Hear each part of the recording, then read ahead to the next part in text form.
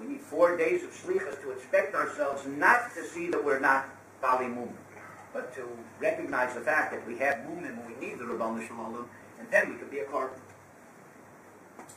Another answer we've given in the past is that only a carbon Sibur needs Bikur. Carbon Yochid, an individual sacrifice, doesn't need to be inspected. It's only communal sacrifices that need to be inspected. We've explained in the past that on Rosh Hashanah we have 2 separate judgments. Everybody is judged singly as an individual, but there's a separate mishpat as the tzibur. All the different tziburs that we exist in. We're going to be judged as part of a family, as part of a community, as part of a country, part of Klal Yisrael, how we fit into the tzibur. And by the tzibur it says that the Ameh Kulam Tzadikim, that the tzibur as a tzibur is blemish-free. And the more a person can become part of Klal Yisrael and part of a tzibur, the more he's blemish-free. In fact, the Rambam seems to point to this, that this Selichos addresses the tzibur part of the mission. The Rambam says, since we are judged during this time of year, Rosh Hashanah to Yom Kippur, and every mitzvah makes a difference, because you can tip the scales one way or the other with one mitzvah, one aveirah. Therefore, says the Rambam, Nohagu kol Yisrael b'yomim eilu laharbos b'mitzvahs u'mitzvah. Therefore, the minig is by all Jews that during these days they do more mitzvahs and more tzedakah and try to tip the scales. And then the Rambam continues, the Nohagu kulam, and all of them have the minig, lakum b'ashmoras, to get up early in the morning, to go to Bate Knesios, to go to shuls and say Selichos. Chanunim till the morning. So it bothered me why the Rambam said it and split it up. Why didn't he just say, Nohagu kol Yisrael harbos b'mitzvahs u'mitzvah v'lakum b'ashmoras and lomar Selichos? Why don't you group it all together? Why don't you split into 2 things? The answer to though is that since we are going through 2 mishpatim, we're going to be judged as individuals and then again judged as a tzibur. How we fit into all the different tziburs that we are part of.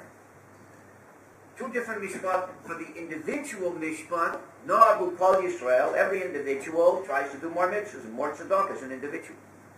But how do you get the better of the tzibur mishpat? That you go for Selichos. Because Selichos is something you can't say at home for the most part. You can't say Yud Gimel Midah Shel Rachamim, not as tefillah. You can't say the things that are in Aramaic. This is a tefillah b'tzibur. That's why the Rambam says everybody gets up in the morning, not says Selichos, but goes to shul and says Selichos. Go to Knesiyah as a tzibur. So you have to address the individual mishpat. You have to address the tzibur mishpat. The marbe, the mitzvahs and tzedakah addresses the individual mishpat, and the lokum b'ashmores, likonesh, lebote Knesiyos, and seitach hanunim, that is something that addresses the tzibur.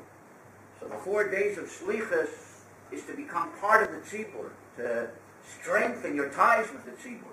Because once you become part of the tzibur, you're talking blemish-free as part of the tzibur. Not blemish-free as an individual, but at least you're blemish-free as part of the tzibur.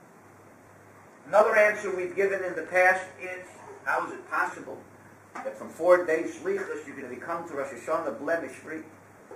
That the commitment to want to do tshuva already changed your status. Miri says that somebody who commits himself to do tshuva already is called a chassid.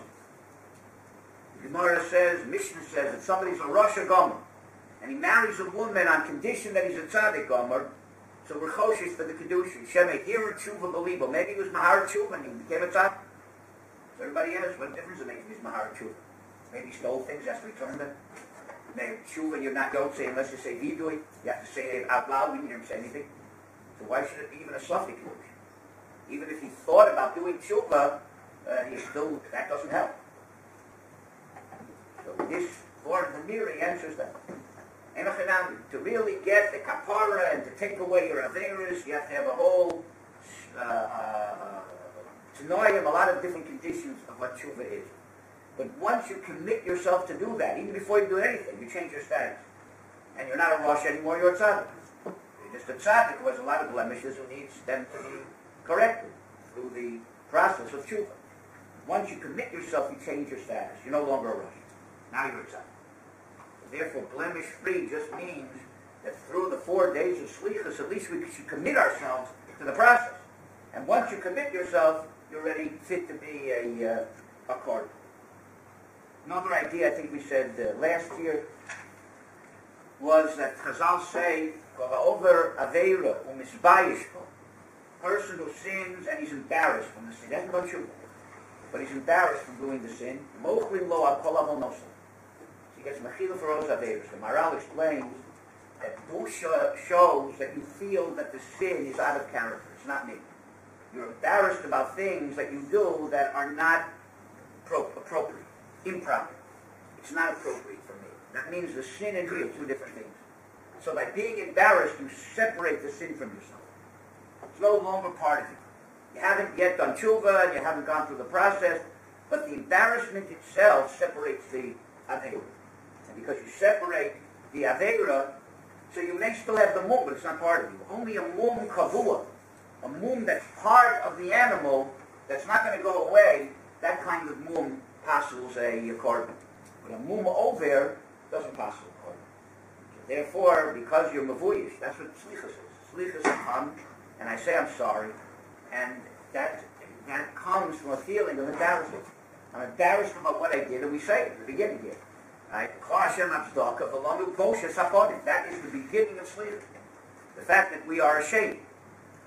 So the shame itself separates the sin, and then we can come that the mum is no longer a mum kavu, it's only a mum over, and therefore we can be a korban. Those are answers we said in the past. This year I want to say a little bit of a different idea. And that is the following. What does it mean if you make yourself a korban on Rosh Hashanah? Obviously we don't do ourselves on a barbecue, what do you do to make yourself a korban? The idea is, a korban means that I hand myself, I give myself over to the Rebbeinu Shalom. I subjugate myself to the Rebbeinu. That's what a korban is. A korban is that I bring myself closer through an animal. So you don't have the animal, and you're the korban, you're making yourself closer to the Rebbeinu Shalom. You bring yourself closer, you subjugate yourself totally to the Rebbeinu Shalom, put yourself in his mechitza, in his domain. That's what it means to be a korban. In order to do that, you have to recognize how much you need the Rebbeinu Shalom and how much he's makshiv you, and he wants you to be in his domain. So we say Malchios, where we appreciate who the Rebbeinu Shalom is, and Zechronos, where we appreciate who we are, and Shofros, what the relationship is, and in that way, we try to give ourselves over totally, subjugate ourselves, make ourselves subservient totally to the Rebbeinu Shalom. That's what it means to make yourself a korban. And we do that through Malchios, Zechronos, and Shofros. That is the means of how to make ourselves a korban to the Rebbeinu Shalom. So what is the mum that prevents that korban? The mum is that there's something separating between. If the korban means getting closer, putting myself in the Rebbeinu Shalom's domain, nothing separating, then the mum is something that separates. Whatever separates between me and the Rebbeinu Shalom is that kind of mum that prevents me from getting close, from giving myself over. Sin separate between a person and the Rebbeinu Shalom, because when you do a chay, you're the opposite of being subservient and subjugated to Hashem. You take yourself out of God's domain. You do what He doesn't want. So you can't get close to Him. You can't give yourself over. You're not subjugating yourself. You're doing the antithesis. So you can take away that mum in one of two ways. The obvious, ideal way is to get rid of the mum, to get rid of the chay completely. That's what a seriously made tshuva and your kippur is all about. But slichos is the first stage. The first stage is to realize that in order to take away that mum, I have to put myself in the Rebbeinu Shalom's hands to begin with, because I need him. I can't do it on my own. Mora says in Sukkah,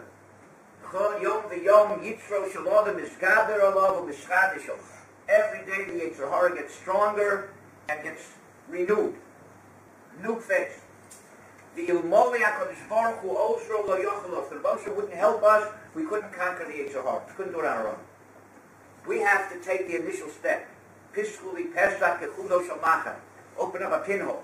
The Derech Shalom Rotza Leil Molichin also. You have to have the desire to make the initial footstep. A ball of tire beside him. But if the Rebbeinu Shalom would not help us and give us Siyata D'Shmaya, we can never finish it off. Selichos is recognizing that we can't do it on our own. We come like poor people. We can't do it on our own. We need the Rebbeinu Shalom's help. And therefore, before I even take away the things that separate me from the Rebbeinu Shalom, I put myself in his hands. For that in itself, help me take it away. And that already makes me roy to be a card, because I've given myself over into the Rebbeinu Shalom's hands. Even more than that, it says that a person who puts himself in the Rebbeinu Shalom's hands and he accepts the judgment.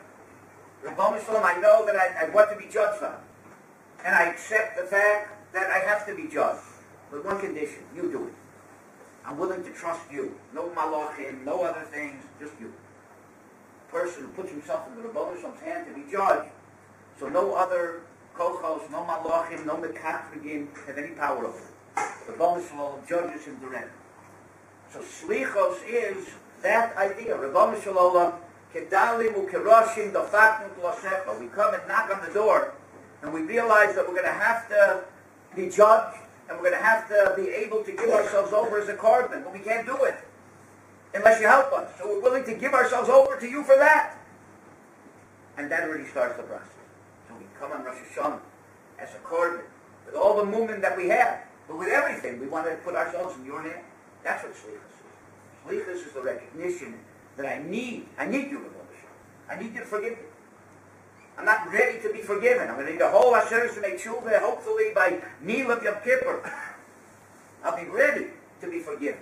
Be ready to actually be that carbon. But Lamaisa, we set up the process, starting with sleep. It's a recognition of the fact that I need to be forgiven. And that I can't be forgiven unless you help me. And therefore I'm willing to put myself in your hands.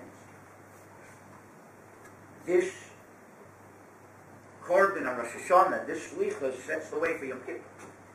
Because once you realize how much you need the Rebbeinu Shalom, and how much he's machshav you, and that there's a relationship between you, then you realize that if you broke that relationship, you have to fix it up. And that's what Yom Kippur is all about. So Rosh Hashanah, L'Dovid Hashem Ori is Rosh Hashanah, Shem Meir is Haderach L'Yom HaKippurim, and therefore we continue Selichos after Rosh Hashanah. Because the same Selichos that prepares for Rosh Hashanah, that we should be able to give ourselves over to the Rebbeinu Shalom, is the same Selichos that prepares for Yom Kippur too. Because what we accomplish on Rosh Hashanah is a preparation for what we'll do on Yom Kippur. Basically, the Selichos revolve around the Yud Gimel Midos Shel Rachamim. That without the Rebbeinu Shalom's help, without those Yud Gimel Midos, we couldn't do it. So we need the Rebbeinu Shalom's help. And we are willing to put ourselves in his hands. And that's what the Yud Gimel Midos of Rachamim is. We beg the Rebbeinu Shalom to deal with us with mercy. And we evoke Zechus Avos constantly. Because we have the potential. It just has to be brought out. We have the potential from our Avos. And the Rebbeinu Shalom wanted our Avos. He wants us. He wants us to be successful. So we put ourselves in his hands. That's what it means to be able, 4 days, to become blemish-free. Not to get rid of the Averis, but at least to forget about that blemish that we're holding ourselves back from the Rosh. Realize how much I need him. I'm willing to put myself in his hands, even with all the blemishes, in order that he should help me to take away those blemishes and those chatoim. We have a successful Selichos before Rosh Hashanah. Successful Rosh Hashanah and then Selichos, preparation for Yom Kippur. And Yitz Hashem, at least by the siyum of all of this, we've gone through the process properly, and we will achieve Slicha and Chila and Mora, and that Yeshiva v'chasima tova for ourselves, our families, the Moshav, the Klal Yisrael. We'll see this year of all the klolos of the past stopping and ending. All of the brachas that could be, the most ideal brachas, should start with this coming year, Dias Kolot Sevin.